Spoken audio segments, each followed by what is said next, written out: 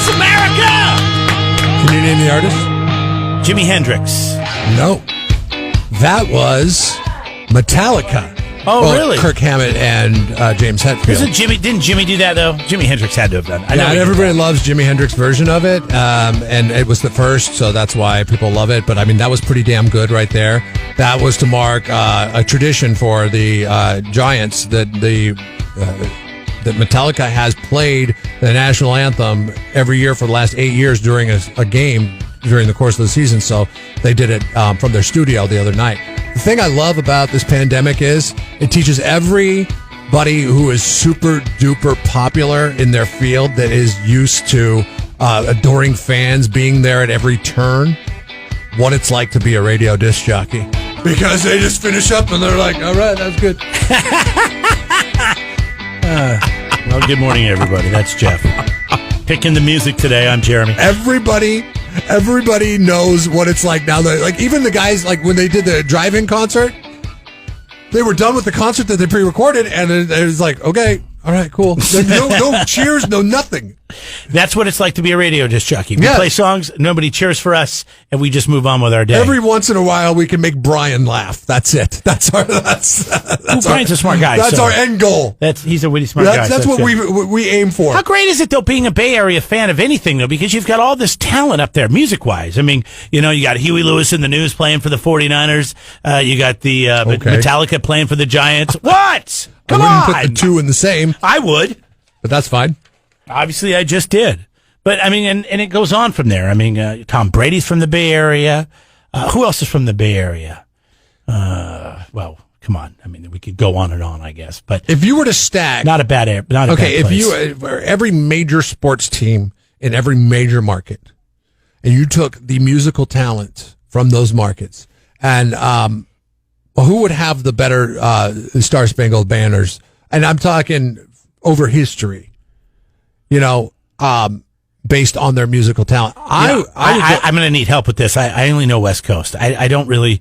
I would say Detroit would because of all the Motown influence. Like, there would be so many good renditions of the Star Spangled Banner because of Motown's influence. What about... Or maybe Nashville. Nashville, Tennessee, yeah, baby. Maybe Nashville. Nashville with all the country. I feel like the Titans get their pick of artists because they're like, hey, you want to come down and sing for... But are they just getting the young kids that are trying to make it in Nashville, or are they actually getting real Nashville artists? They could get anybody they want, really. They only have 8 home games a year.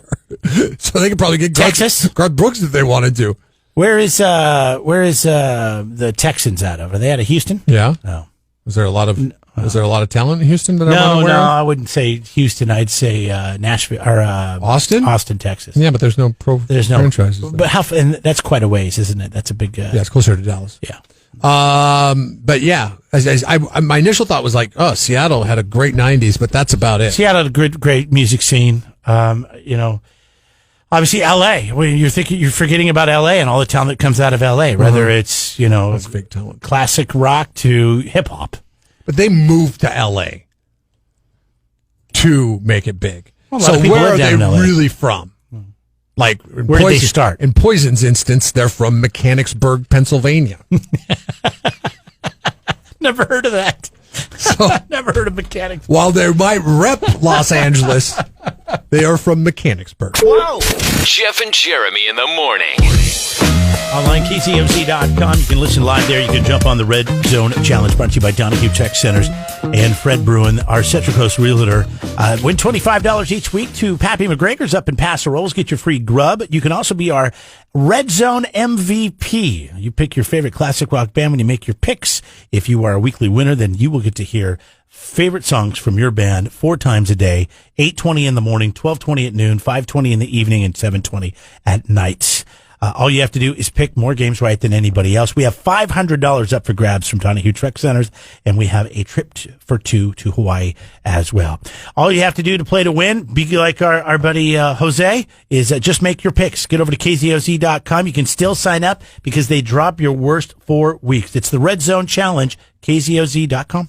Yesterday, you were telling us about a guy you knew that ate corn syrup on his pancakes, and then you attributed his early demise to the fact that he ate corn syrup. I don't have any proof on that, but I'll tell you this. I met the guy. I didn't know him that well. I really only hung out with him one weekend. We were up at a cabin in Idaho, and so his old man is making us breakfast, and it's the old man breakfast, but it's pancakes and it's bacon, and he brings out the syrup, and I've got the real, maple syrup in front of me. I'm like, ooh, I'm going to have that. And there's some corn syrup on the table, and I thought, well, maybe they just left it out. And then his son picked it up and put it on his pancakes. Clear Carroll corn syrup. Unfortunately, he died later that year. Coming up, of a heart attack. Coming up, I want to tell you about a 54-year-old man that met his early demise because he loved one kind of candy too much, and they are attributing to his overconsumption of this candy to his death. So you might want to stay away from it, at least in mass quantities. We'll tell you why coming up. Wake up. Jeff and Jeremy in the morning. So I'm not going to accidentally die because of this, because I can't stand this candy. It's terrible. It's the worst candy. It should have never been invented.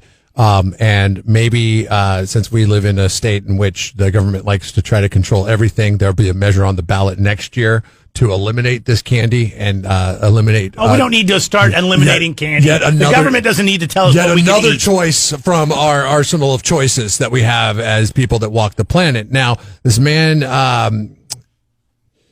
in Massachusetts loved black licorice. Oh, that is definitely an acquired taste for black licorice that I think went out the door about, maybe 3 decades ago. 54-year-old man ate a bag and a half of black licorice every day for a few weeks. Okay. So a bag and a half. A bag and a half of black licorice every day for a few weeks. He ultimately died from it because apparently there are chemicals when consumed in large quantities that are in black licorice that can cause hypertension, hypokalemia, metabolic alkalosis. I don't know what fatal most of that arrhythmias means. And renal failure. It all sounds, when you start saying hyper, that it has something to do with your heart. Yes. And blood pressure, I know, is hypertension. So, and renal failure is kidney failure, right? This guy died of a combination of all of those. Wow. Just from eating licorice, huh? Just from eating a bag and a half of black licorice every day. See, I thought for a few weeks. This is just 3 weeks. I thought you were going to say he went into a diabetic coma from all the sugar, but it has nothing to do with the sugar. No, this is just 3 weeks. 3 weeks to death. A bag and a half. People had a hankering. People have been smoking a pack or more of cigarettes a day for 50 years and don't die. You're telling me that black licorice could be more toxic to your body than a pack of Marlboro Reds? If you have a pack and a half a daily addiction to licorice, it is far more dangerous for you than it is if you have a pack and a half addiction to Winston's. Wow. That is crazy. By Google and YouTube. It's your Central Coast commute-friendly podcast.